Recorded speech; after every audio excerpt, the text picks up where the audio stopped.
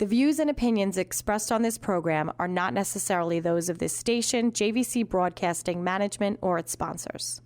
With so many people living longer, the fear of outliving your money becomes a reality for many of us. Will I be a financial burden? Will I outlive my money? How will I be remembered? My name is Neil Himmelstein, president of Main Street Planning Group. Please contact me by visiting mainstreetplanninggroup.com. That's mainstreetplanninggroup.com, or call 631-647-4694. I will introduce you to strategies that will guarantee you will not outlive your money, that can guarantee you will not be a burden on your loved ones. Through a collaborative approach, we will uncover solutions that offer tax-efficient strategies, lifetime income, and legacy planning, choice, organization, direction, and education. That is the code we stand behind. Contact mainstreetplanninggroup.com, that's mainstreetplanninggroup.com, or call 631-647-4694. And listen to me every Friday at 3 p.m. as I host the Main Street Code for Financial Success, right here on 103.9 LI News Radio.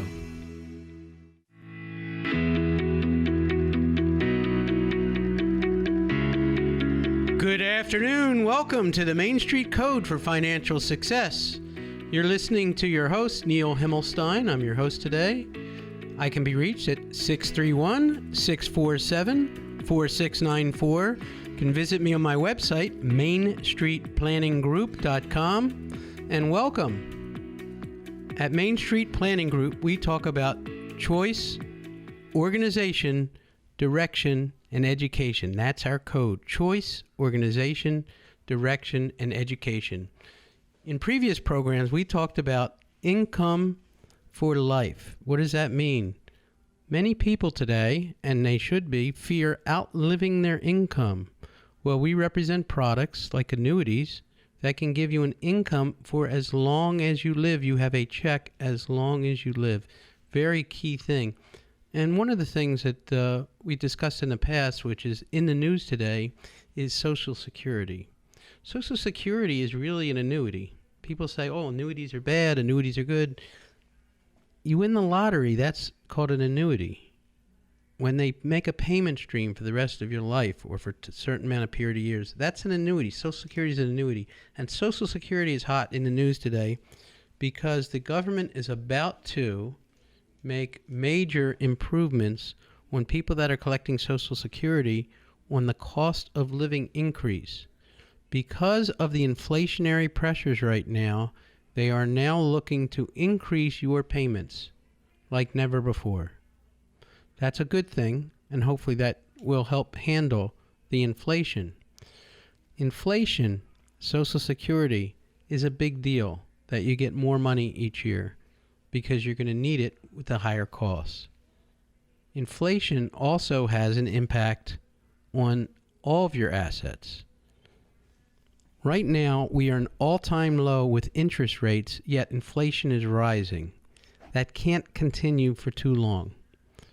Inflation will at some point drive up interest rates. When interest rates get driven up, fixed investments like fixed annuities, the rates start coming up. Treasuries will rates start coming up. The stock market will have a suction sound going to fixed instruments. The reason the stock market is hyperinflated at this time is because there's really not any great fixed options to go into. We talk about banks and CDs and money markets. They're paying like 1%. That doesn't keep up with inflation. When inflation is starting to rise at 3, 4, and 5%, or even higher in certain sectors like oil, gas, automobiles, lumber, the trades, everything's going up very fast, very quickly. It's partly because of COVID. You know, during COVID, you had supply issues, you had delivery issues. Now all of a sudden, you have this pent-up demand for all this stuff, property, this and that. Pent-up demand leads to decreased supply. They don't have, the manufacturers aren't moving like they were in every industry, insurance industry, lumber industry. So now that the pipeline's filling up, you have a rise in prices, which leads to the next bit of news that I have in the insurance world that occurred this week. One of the most prominent carriers in the industry, Lincoln Life Insurance, has decided to pull its New York products. Last week or 2 weeks ago, Principal, another big insurance carrier, decided to get out of the life and fixed annuity market. They want to focus on the retirement market. In the last several years, we've lost many carriers. Metropolitan, a major company since the 1800s, got out of the individual life and annuity individual life market. ING, which was Voya, ING, Reliastar, got out of the insurance market. Mutual of Omaha left the state of New York. Penn Mutual left the state of New York. There is so much activity going on in the insurance space that is going to lead to decreased supply. Whenever there's decreased supply, and why I talk about interest rates and inflation, when you have a decreased supply or you have a compaction of carriers, you start to lose lack of choice, and what happens? You get price increases. So expect there to be less opportunities, less choice, more price increases. Right now, life insurance, if you're on the fence, or if you're even talking about, is on sale. And it is the only, and I mean only, protected asset from taxation in the future. Now, legislation going on in the government right now, because of all this spending that we have done and we're anticipating on doing, is going to lead to taxes and new taxes. And yes, the current government is looking at taxing the wealthier people, $400,000 and up, but it involves a lot of different taxes. There's a lot of different taxes that we pay that are under consideration. One of them is called capital gains, when you buy or sell something. And quite candidly, when you leave your house behind to, let's say you paid $100,000 for it and it's now worth $1 million, and you leave that to your children, there may be a tax as if you sold it to them. Where's the money to pay that tax? There currently isn't one. But they're talking about it. Estate taxes, which are at $11.6 million per person right now as an exemption, they're trying to bring it down to $3.5 million. So while you may not have to worry about estate taxes in the past, you might have to worry about it now.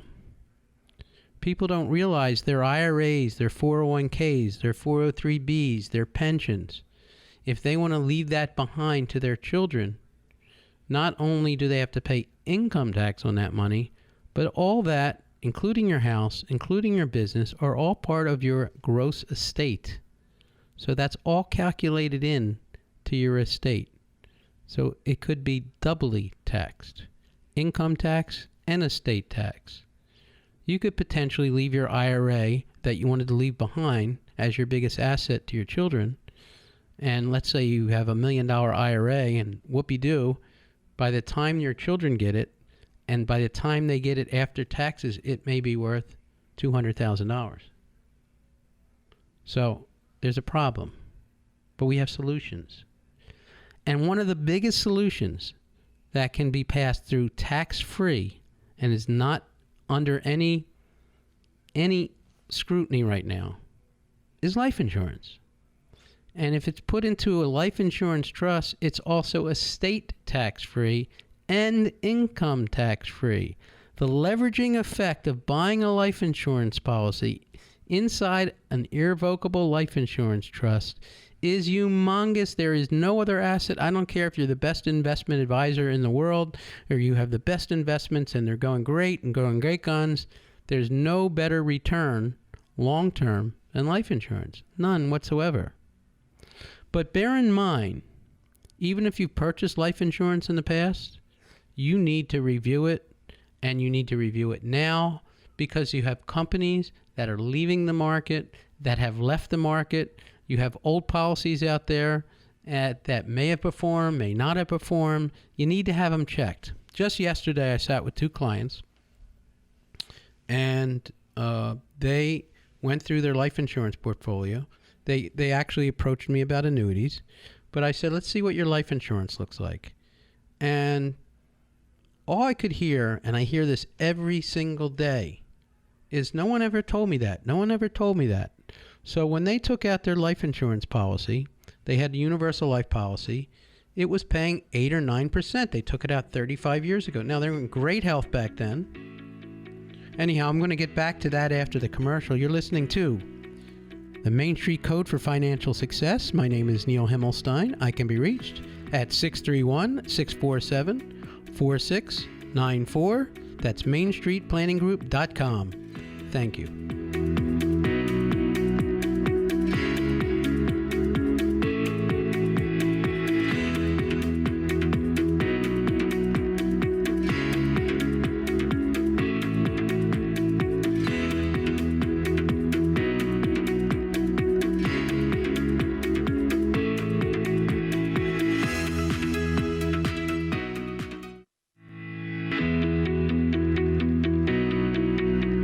Welcome back. You're listening to the Main Street Code for Financial Success. I'm your host, Neil Himmelstein. I can be reached at 631-647-4694, or you can visit me on my website at MainStreetPlanningGroup.com. We help hundreds of advisors across the country with their insurance questions, disability questions, long-term care questions, annuity questions, and there's a lot going on in the world today. There's a lot going on in politics. There's a lot going on with taxation.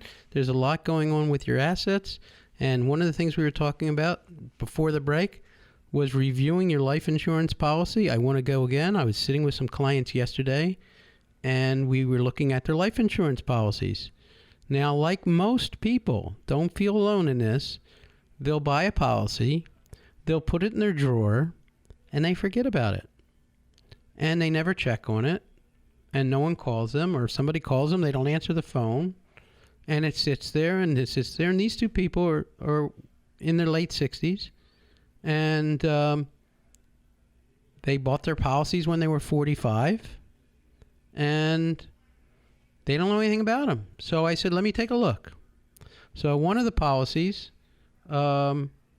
was probably paying like 9% interest rate. And it was a universal life policy, a very good policy when they bought it.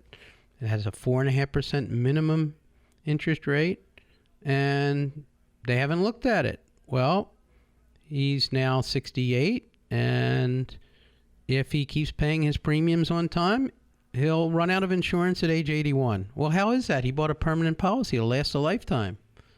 Well, what happened is, when he bought the policy, the interest rates were at 9% or 8% or 10%.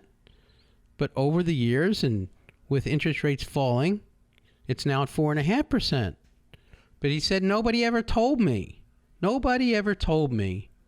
that I'd have to put more money in this thing. They said this was for my life. But it's not, because it's predicated on the underlying asset performing. And with the super low interest rates and this type of policy, it is performing at the very minimum of 4.5%, which today, by today's standard, is phenomenal. However, what happens in a life insurance policy? Well, the life insurance policy, I compare it to putting your money inside a cup.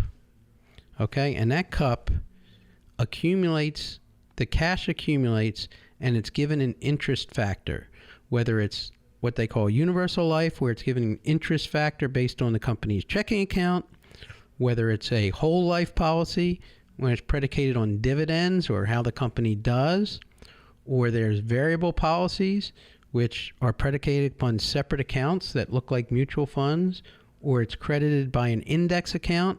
There's all these different crediting methods. Okay? 30 years ago, there were two methods. There was whole life and universal life. Whole life is the oldest, which was a dividend offered by mutual companies. They historically have done extremely well and paid dividends over a lifetime. But when you bought them, the dividends may have been higher because of the economic times than they are now. When profitability is lower, the dividends are lower. When profitability is higher and interest rates are higher, the dividends are higher. When a universal life performs and the interest rate is higher, you get a higher interest rate as an incentive. But we've been in historically low interest rates. And if you've had a policy for 5, 10, 20, 30 years and you haven't looked at it, I will guarantee you that you're making less dividends or less income on that side, not because the insurance companies are crooks, because of the economic environment, and nobody's looked at these instruments. This is an asset class like Social Security, like your retirement. Life insurance is a separate asset class unto itself and has to be watched. You have companies that went out of business. You have company, your life insurance is still good, but the interest rates may not have held up. So these clients I saw yesterday, they had universal life policies and they're now paying 4.5% interest. So what happens is you put your money in this cup and the cup grows and it gains interest rate, but there's a hole in the cup. And I always like to draw a little picture for people, but if you just picture that hole in the cup, well, what happens over time is that money will still take interest out, but they take out that hole is the cost of insurance and whatever little policy fees there are, but mainly it's the cost of insurance. Well, what happens as you get older is that hole gets deeper. It gets wider. Why is that? Because the cost of insurance goes up as you age, because your mortality is less. So if the cost of insurance goes up and that bucket is not being financed at the level you thought it was when you bought that policy, the cup runs out of dollars. They leak out because it's not performing the way you expected it to. So in this gentleman's case, his policy, if he kept paying his premium, would be over at age 80 because the cup would be out of money. Then he would have no insurance. So he thought he bought a policy for a lifetime, and he did. But now we have to reevaluate and go through that policy and say, you know what? It's better I tell you now, before you're 80, you've got 13 years, to increase it from your current premium to a little bit higher premium so this thing's going to last a lot longer. That's kind of the work we do. Now, in whole life, which I've also run into many, many situations, people were sold with the concept that if the dividend rate held up to a certain point back in the day, when I was paying 9 and 10%, that you won't have to pay premiums anymore. Well, they've gotten rid of that term vanishing premium. If you ever hear it again, call me, because you're not allowed to say that because it doesn't vanish. So if there's not enough money in the pot in the whole life, they will take the money that you have in many of these policies and create a loan to pay your premiums. Or if you stop paying premiums, all of a sudden the policy goes into a loan status. This can be very dangerous because a loan has an interest factor on it. Now, if you were getting very high dividends back in the day, and I've run into a bunch of these lately too, you were getting 9% dividends, they may have a loan on there that's 8%. So now the dividends are 4.5% and 5% in many of these policies, and you were expecting a dividend to kind of pay the insurance. Well, it's going underwater and that loan is increasing every year. Well, what happens, you're now 75, 80, 85, and that loan becomes more than what's in that policy. You could have a policy that lapses, meaning all those years you've been paying, you have no coverage. And in addition, any of those dividends that were paid in the policy, even though that you didn't collect them per se, they were going into the policy, they now become taxable to you or your heirs if you let that policy lapse. Well, not to your heirs, to you. If you let it lapse while you're living, not only will you not have insurance for your loved ones and you've paid in all that money, but you may have a tax of $100,000, $200,000. You better look at these things. If you have an old whole life policy, you have an old UL policy, have us review it, have us look at it, because this is what we're seeing out there. Now, there are ways of rescuing these situations. There are multiple ways of rescuing these situations, and we have the answers. Main Street Planning Group has the answers. I encourage you to reach out to me, and for everyone to go into your drawers, look at your policies, send me what they look like, and let's take a look at them. Also, if you bought term insurance and you're younger and you have term insurance, or you're relying on that term insurance, you got to keep an eye on it. You know, if you've had it for 20 years, there's going to come a day when that term insurance will expire. But it could be convertible, or there could be things we can do, and that's why you want to reach out to us. You're listening to Code from Main Street, you're listening to the Main Street Planning Group, the Main Street Code for Financial Success. I could be reached at 631-647-4694. If you want to hear about any topic on this program, please give me a call, 631-647-4694. Neil Himmelstein. Have a great weekend. It's a hot one. Enjoy, go to the beach, and have fun. Thanks again.